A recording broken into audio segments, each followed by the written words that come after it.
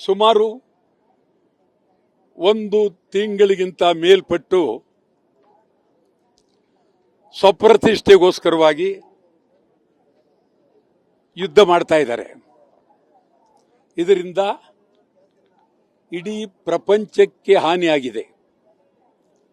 ಯುದ್ಧ America, Israel, Iran ಹೆಸರು, ಆದರೆ ಇಡೀ ಪ್ರಪಂಚಕ್ಕೆ ಕಣ್ಣೀರಾಗಿದೆ.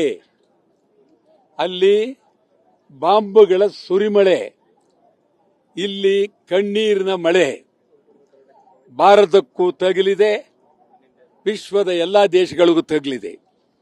ಕರ್ನಾಟಕಕ್ಕಂತೂ ತೀವ್ರ. ಇಷ್ಟೆಲ್ಲ ಕರ್ನಾಟಕದಲ್ಲಿ ರಿಕ್ಷಾ ಚಾಲಕರು, ನನಗೆ ಕಣ್ಣೀರು ಬರುತ್ತೆ. ರಿಕ್ಷಾ ಚಾಲಕರು ಒಂದಿನ ಇಡೀ ರಿಕ್ಷಾ ಓಡಿಸ್ತಾರೆ, ಎಲ್ಲ ಕಳೆದು ₹2, 2,000, 3,000. ಅವ್ರ ಮನೆಗೆ ಹೋಗಿ ಮಕ್ಕಳು ಓದಿಸೋದು ಹೆಂಗೆ, ಕರೆಂಟ್ ದುಡ್ಡು ಕೊಡೋದು ಹೆಂಗೆ, ಹಾಲಿಗೆ ದುಡ್ಡು ಕೊಡೋದು ಹೆಂಗೆ, ಮೊಸರಿಗೆ ದುಡ್ಡು ಕೊಡೋದು ಹೆಂಗೆ, ಬಾಡಿಗೆ ದುಡ್ಡು ಕೊಡೋದು ಹೆಂಗೆ, ನೋವಿನಲ್ಲಿದ್ದಾರೆ. ನಾನು ರಿಕ್ಷಾ ಡ್ರೈವರ್ಗಳ ಪರವಾಗಿ ಸರ್ಕಾರಕ್ಕೆ ಕೇಳ್ತೀನಿ, ನೀವು ನಿಜವಾಗಲೂ ಪ್ರಾಮಾಣಿಕವಾಗಿ ಯಾರ್ಯಾರಿಗೂ ಗ್ಯಾರಂಟಿ ಕೊಟ್ಟಿದ್ದೀರಿ, ಕನಿಷ್ಠ ಒಂದು ತಿಂಗಳು ಯುದ್ಧ ನಿಲ್ಲವರೆಗಾದರೂ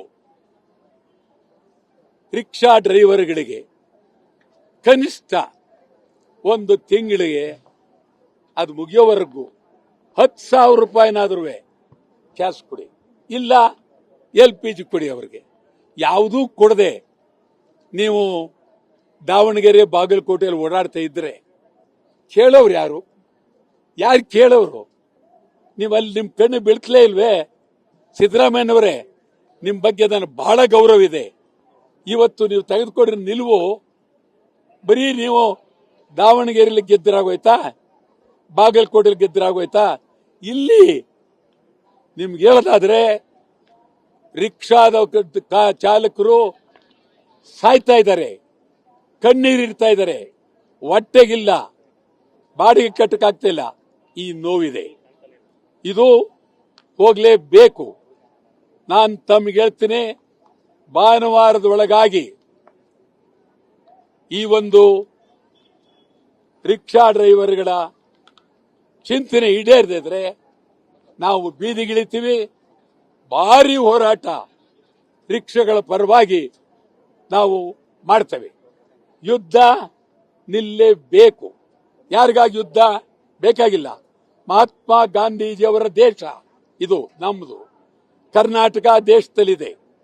ಮಹಾತ್ಮ ಗಾಂಧೀಜಿಯವರ ತತ್ವ ಸಿದ್ಧಾಂತಗಳನ್ನ ಅಮೆರಿಕ, ಇಸ್ರೇಲ್, ಇರಾನ್ ಗಮನಿಸಬೇಕು. ಸತ್ಯ, ಸತ್ಯ, ಪ್ರಾಮಾಣಿಕತೆ. ಮಹಾತ್ಮ ಗಾಂಧೀಜಿಯವರ ನೆನಪಿನಲ್ಲಿ ಯುದ್ಧವನ್ನ ನಿಲ್ಲಿಸಬೇಕು. ಕನ್ನಡ ಚಳವಳಿ ವಾಟ ಪಕ್ಷ ತೀವ್ರವಾಗಿ ರಾಜ್ಯಾದ್ಯಂತ ಸೋಮವಾರದ ನಂತರ ಹೋರಾಟ ಆರಂಭ ಮಾಡ್ತೇವೆ.